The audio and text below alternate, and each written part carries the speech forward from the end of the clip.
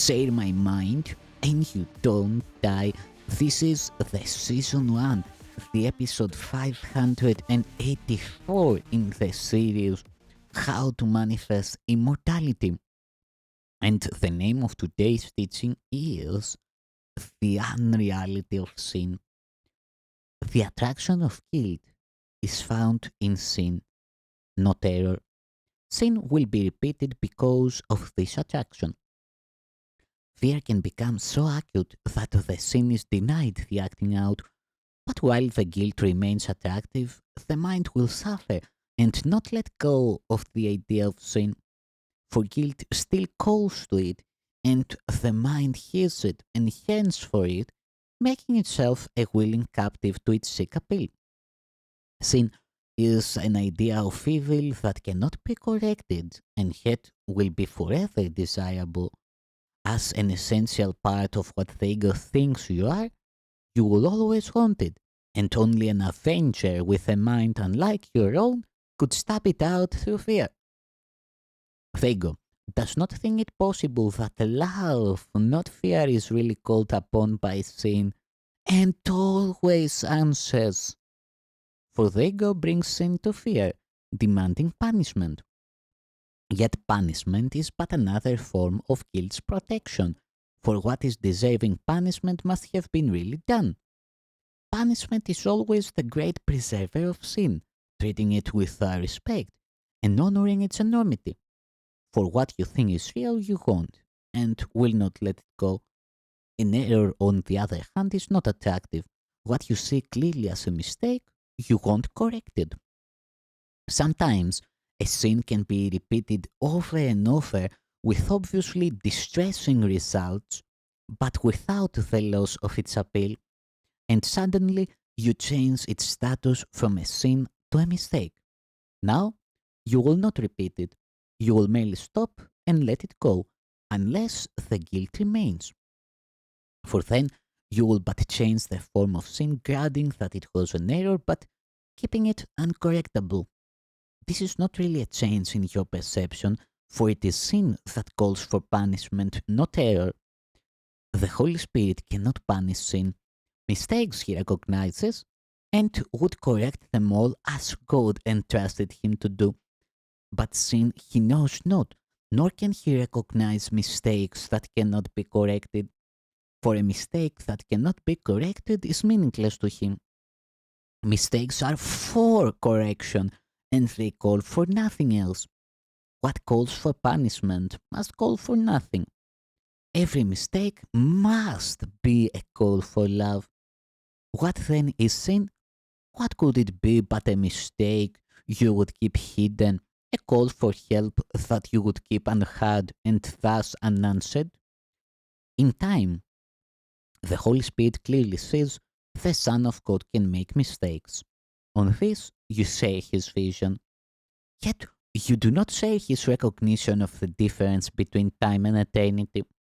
And when correction is completed, time is eternity. The Holy Spirit can teach you how to look on time differently and see beyond it, but not while you believe in sin. In error, yes, for this can be corrected by the mind. But sin is the belief that your perception is unchangeable and that the mind must accept as true what it is told through it. If it does not obey, the mind is judged insane.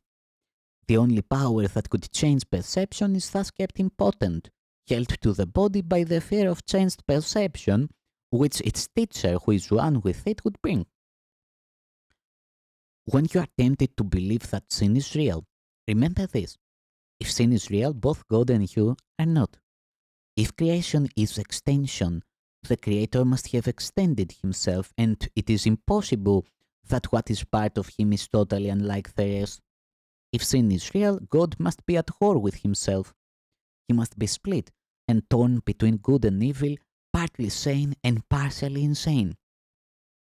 For he must have created what wills to destroy him and has the power to do so. Is it not easier to believe that you have been mistaken than to believe in this? While you believe that your reality or your brother's is bounded by a body, you will believe in sin.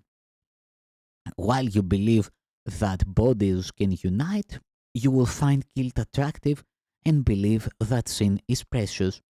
For the belief that bodies limit mind leads to a perception of the world in which the proof of separation seems to be everywhere, and God and His creation seem to be split apart and overthrown.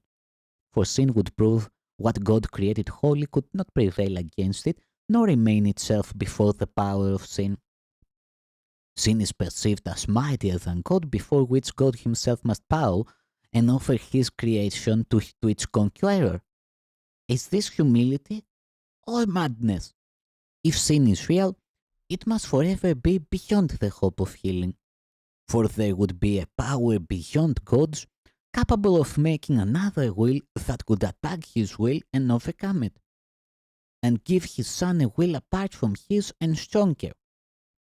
And each part of God's fragmented creation would have a different will opposed to His and in eternal opposition to Him and to each other.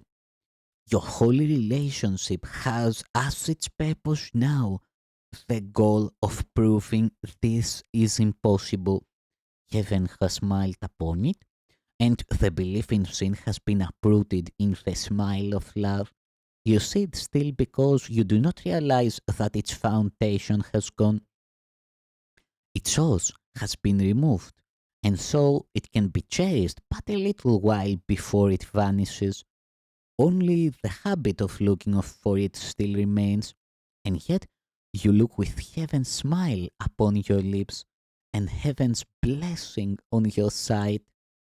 You will not see sin long, for in the new perception, the mind corrects it when it seems to be seen and it becomes invisible.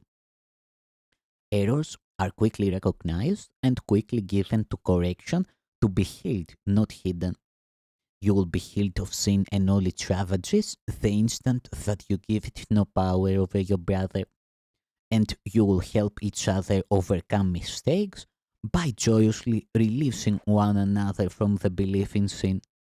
In the holy instant, you will see the smile of heaven shining on both of you, and you will shine upon each other in glad acknowledgement of the grace that has been given you. For sin will not prevail against the union heaven has smiled upon. Your perception was healed in the holy instant heaven gave you. Forget what you have seen and raise your eyes in faith to what you now can see. The barriers of heaven will disappear before your holy sight, for you who were sightless have been given vision, and you can see.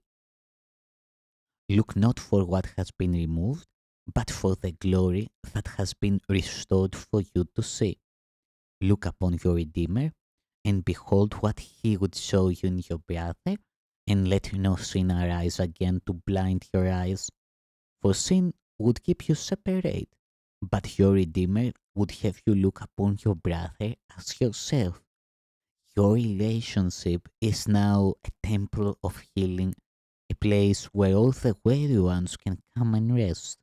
Here is the rest that waits for all after the journey, and it is brought nearer to all by your relationship.